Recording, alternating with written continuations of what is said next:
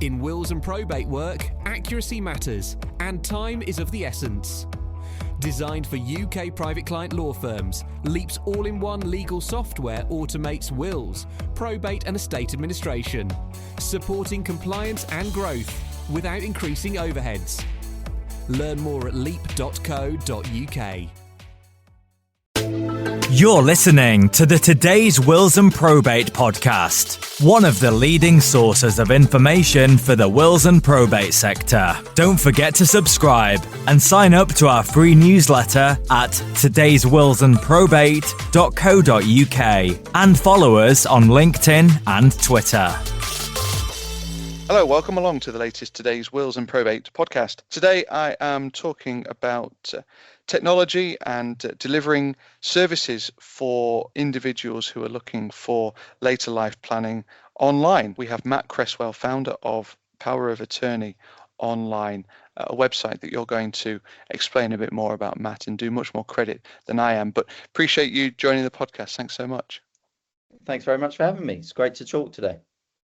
So we always start with a bit about yourself, your backgrounds, perhaps where the idea for Power of Attorney Online came from. But in the first instance, Matt, you're not a lawyer. So tell us about yourself. Where have you come from and how have you ended up in this world? Sure. Yeah, you're quite right. I come from a advertising and marketing background, actually. I'll go on to kind of talk about my kind of personal story and why kind of lasting power of attorneys kind of mean so much to me and why I have a real kind of passion for them in a minute. But I like to think that the advertising and marketing background that I have just kind of gives me a little bit of a different angle to come into legal tech and give an insight, provide some solutions and perspective from a different kind of industry background. And you were at Facebook previously. I mean, wow, that's a heck of an organization to come from.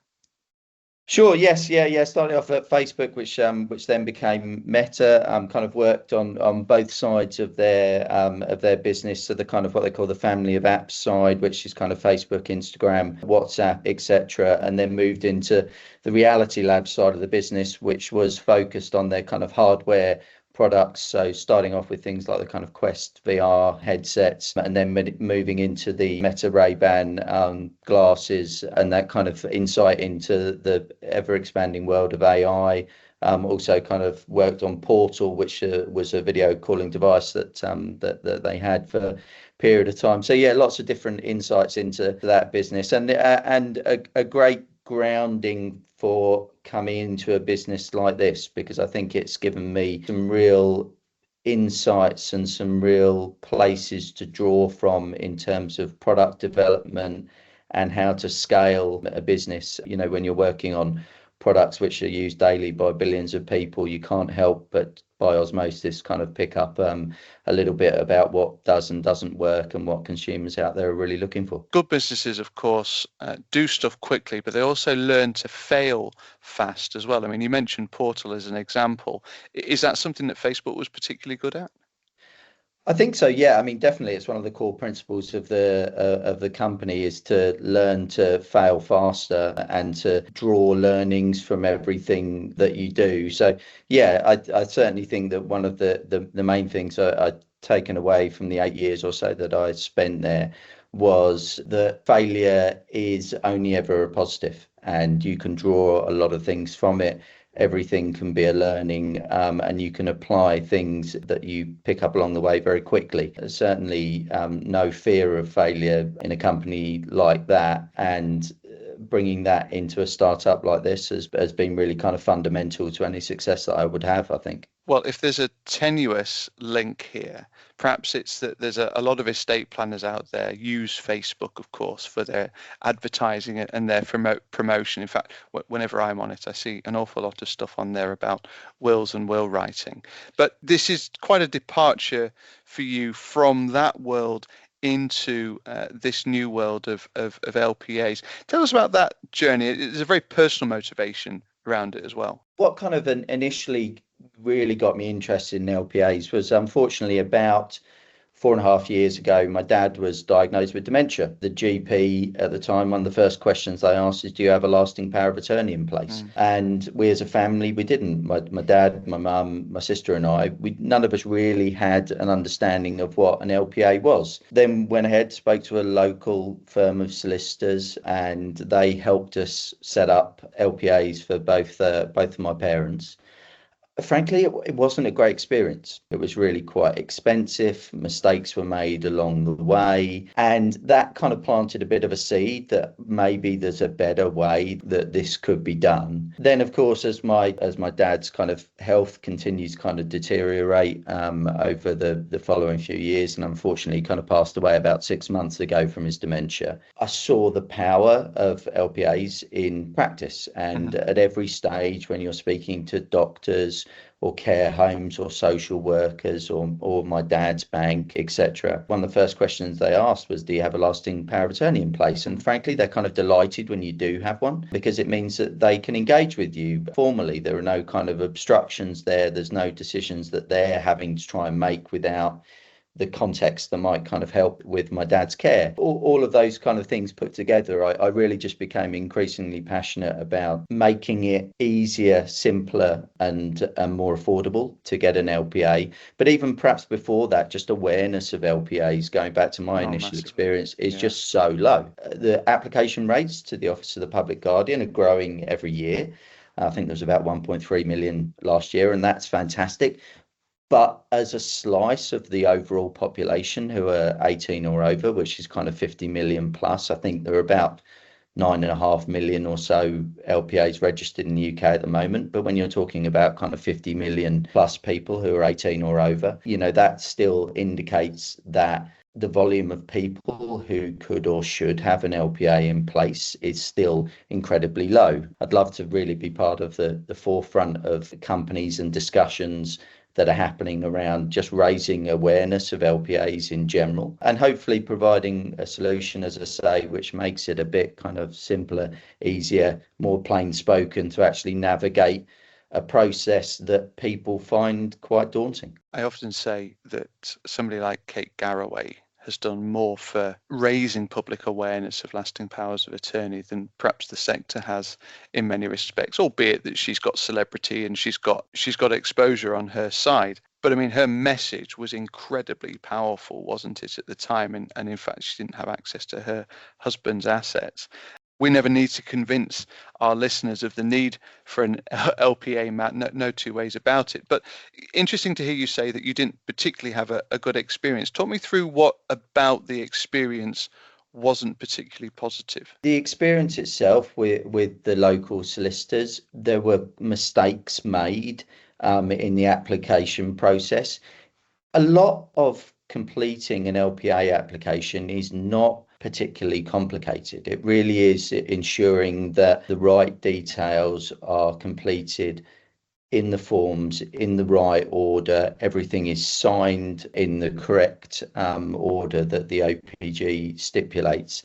And there were issues around that, which actually we were caught in a situation where sadly my mum passed away unexpectedly during the registration of the forms, and it was one of those things where we were sat around in the aftermath of that and we're thinking, what happened to our LPA applications? We contacted the local firm of solicitors, and they kind of admitted that some of the forms hadn't been dated properly, and that meant that it was a registration blocker for the OPG. So I felt that the basic checks and balances, even with a local law firm where you kind of went in, you spent an awful lot of time. It involved multiple trips to go and see them. And of course, they had to charge for their time while you were in there. So all of those things collectively kind of came together in my mind of a process that could be more efficient, a process that could be more rigorous, and something that if you did those things and you built a system and a process and a platform, would in turn make it more affordable as well. You just wouldn't have to charge what a solicitor would do. I mean, all that to say, I have a tremendous amount of respect for the work that solicitors put into LPAs, and I have customers come to me regularly with complex estates, blended families that they're trying to navigate. And I wouldn't hesitate to point them towards a solicitor, because I think that there is a level of legal guidance, which I'm not in a position to give, that they are perfectly placed to answer. That said, the vast majority of LPAs are not that. They are really about giving people help and guidance to understand some of the legalese around these forms, understand the different roles that people play in an LPA, from the donors to the attorneys to certificate providers, what a person to notify is, etc., and complete it in a way that is cross-referenced and is done swiftly, so that ultimately all of us, I think, would love to get to a position where LPAs are registered just an awful lot more quickly, because I think that that's a lingering frustration I would almost have on my side, is as quick as I can help people produce their forms and as quickly as they can pull together their attorneys and certificate providers typically to sign them in the correct order, there's still a huge lag with the OPG. I think it was 10 weeks or so at their last annual report of actually getting them registered. So just kind of looking at ways to make the whole process more efficient and more dynamic, and being part of that conversation would be a huge win for me, I think. That's always the criticism of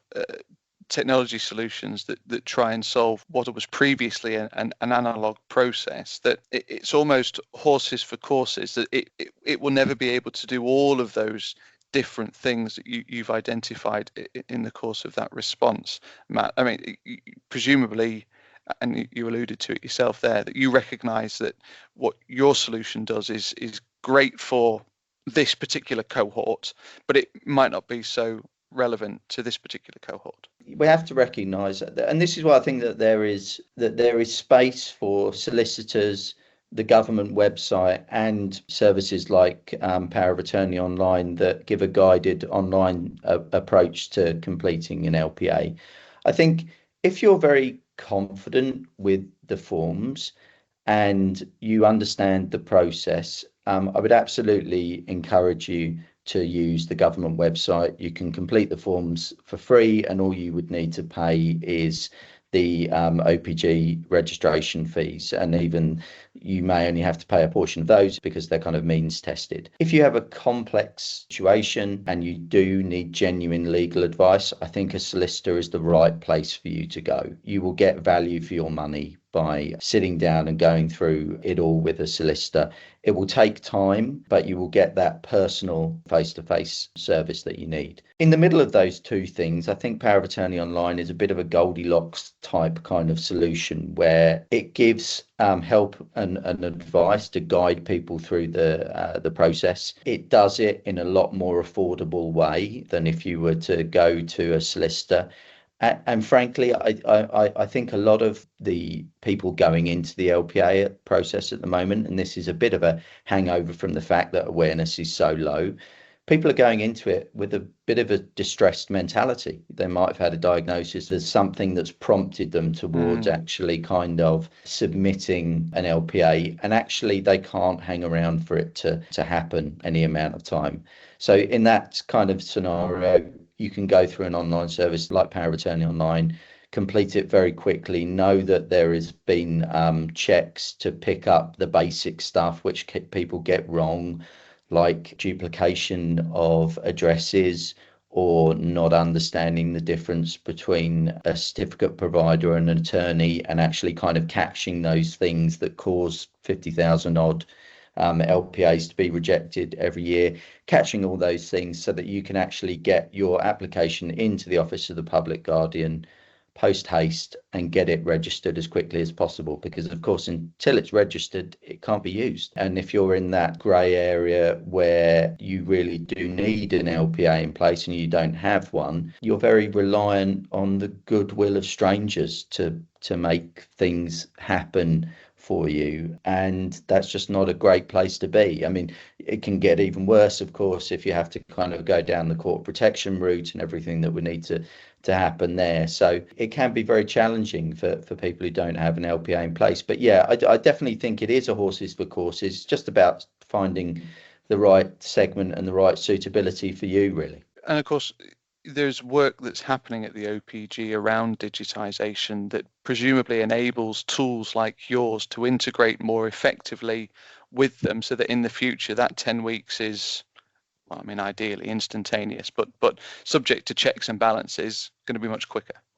I think my latest understanding, and I'd love to kind of hear if any of your listeners can shed any light on this, is that there was an intention with the previous government to invest in digitising the kind of the whole LPA application and OPG process. That seems to have fallen off the agenda in the latest spending review earlier this year. And also, I don't really see much hope of a light being shined on it in the budget that's upcoming in a couple of weeks' time. I think that's a huge miss, especially in financial terms. When we look at the future planning world, something which is hugely inefficient in certain ways, like the back end of the application process that the OPG oversees, has a huge knock-on effect, not only in situations where people have to go to the court protection because LPAs aren't in place and they're trying to retrospectively get some peace of mind for their friends or family, but also in things like the NHS, where you've got people in hospital beds who might not need to be there, care that's being given that would be conducted in a better setting because you're in a kind of a no man's land of understanding where kind of family members may be able to give context or help. So I think I think it's short-sighted. Like, it wouldn't take an awful lot. And also I think that there is a lot of motivated people out there like myself and lots of solicitors. And when I look at the community that you have on today's Wills and Probate and the kind of huge engagement that you get on stories like this, it wouldn't take a lot to engage the right types of minds to really bring the whole system forward an awful lot, even down to basic things like the amount of paperwork that the OPG posts around is incredible and is hugely wasteful and damaging, not just to the public pocket, but to the environment. If you're posting around acknowledgements of forms and then following up a few days later to clarify something, and then something needs to be sent back, and so on and so on. So I don't think it would take an awful lot. I think it just really just needs to be prioritised by the government. I think, to go back to your point that you were making earlier about well-known advocates, I couldn't agree more. People like Kate Garraway, Martin Lewis, I think, is a very vocal advocate of LPAs. Also, people like Sir Alex Ferguson, who I think as a family member has dementia and has talked about LPAs and the elder care market. These people are massive in terms of spreading the word, and I think actually finding ways to utilise them even better beyond their own goodwill that they're putting into trying to shine a light on something that they feel is really important is something that can't be understated. I think when celebrity advocates, if we want to call them that, kind of raise topics like this, it really does catch the ear of the general public, and that's something that's something that we should really celebrate. You mentioned that we circulate reams and reams of paper, and they feel as though there are lots of sort of almost barriers to powers of attorney. I've got the listeners in my ears screaming at me that this is safeguarding, this is protecting vulnerable applicants, isn't it? I mean, coercive control and capacity, increasingly challenging issues for people. The criticism that's leveled at technology is that without that physical eyeballing, without that physical interaction with somebody, that we lose some of those safeguards. I mean, it must be something you've thought about, but have you got a reaction to that at all, Matt? Concerns about coercion and what constitutes mental capacity are really valid. They're certainly not new. I do think some of the legal safeguards we already have in place, like certificate providers and the role that the OPG plays. I think one of the jobs that actually they're doing quite well, if we're going to give a fair appraisal of how the OPG operates, is that they are getting better at quickly carrying out safeguarding investigations, and they're improving their customer experience. So I think, I would be quick to offer constructive criticism of them, but I think that is something that, again, they do seem to be getting better at. So I think things like that are pretty robust. In terms of the digital versus analog argument, I think something that digital does bring is data visibility. So you've got time-stamped interactions, digital trails, structured checks that can flag inconsistencies during the application and registration process. So I think all of those things are positives and are hard to manage in the manual world that we have at the moment, where the balance is very much tipped in favour of this kind of paper-led approach. And I think what we have at Power of Attorney Online really automatically highlights really basic stuff like mismatched names, incomplete sections, erratic data entry, which would raise a red flag. All of these things we try and help the OPG eventually with, because the 50,000 or so LPAs that they reject every year because of these quite often basic mistakes being in place. Right. And we try and kind of give that level of oversight before it even reaches them, so that they can be reassured that they're kind of looking at an application which is coming from a good place. So I think overall that the combination of a digital structure but also human input and review, I think, is striking a good balance. Always room for improvement, but it is striking a good balance of making LPAs safer when you're handling a portion of the process online. We're fast moving towards the end of the time we have for the discussion, and just wanted to kind of end really on a couple of points that you've talked about, Matt. One is that quality control piece. I mean, you've talked about the challenges that we know exist around coercive control and capacity, but being really, really clear about the way that technology can play its part in ensuring that quality control piece is actioned. But then I know you're very keen to sort of finish on that point that we kind of touched on at the start, which is that we recognize that this isn't for everybody, isn't it? This isn't for all use scenarios, and there is still, it's a massive market. You as a business only need to pick up a very small percentage of that, or points of a percentage of that, to make what you do viable as a business. And I know that's not completely the point, but we're in it to make some money along the way.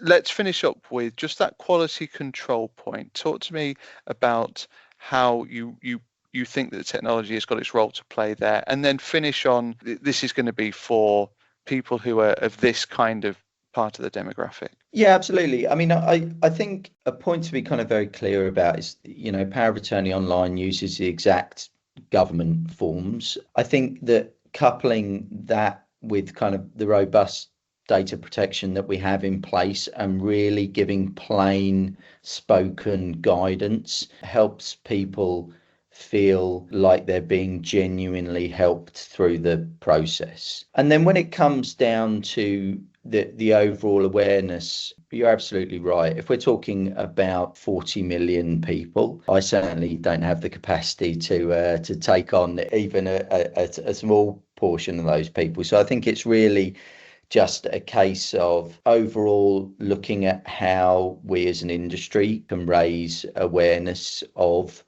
LPAs, because there's no shortage of demand, but what are the motivations that are giving people a lack of confidence, and they're seeing it as an inconvenient thing to work through the process. My kind of suspicion is that the government's own LPA service is strong in principle, but completion rates are very low. And I think that's because people are dropping off as they go through. Beyond that, whether it's services like my own or what solicitors do, I think there's an opportunity to really complement each other and what we do. It's not about competing. It's about finding the right customers out there for ourselves and illustrating to them why we're the most suitable solution. I think Power of Attorney Online offers a guided, supported, user-friendly experience. I think that kind of hybrid model of technology plus that human reassurance angle is something that legal services more broadly could take on board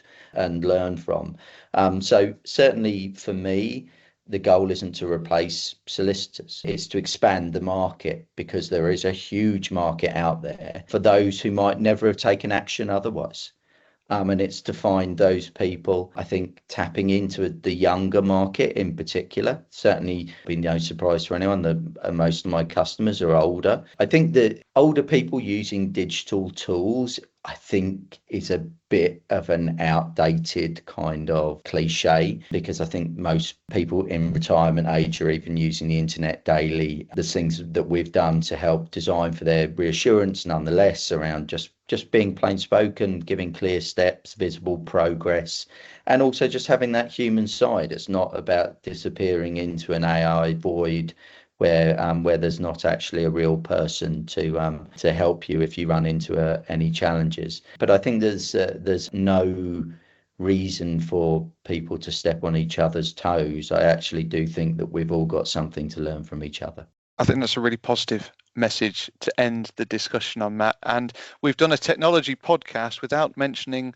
artificial intelligence until the very end of the discussion. So apologies, pat on the back for us both. Apologies, I brought the tone down there, just right at the death. Really appreciate you joining the podcast. Thank you so much for coming on and sharing a bit about lasting power of attorney online and your own experience, Matt, as well, which obviously has been the catalyst for what you've done.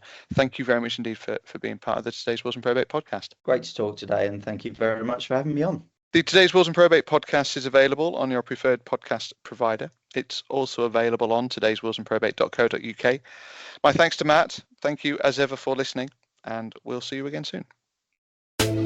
You're listening to the Today's Wills and Probate podcast, one of the leading sources of information for the wills and probate sector. Don't forget to subscribe and sign up to our free newsletter at todayswillsandprobate.co.uk and follow us on LinkedIn and Twitter.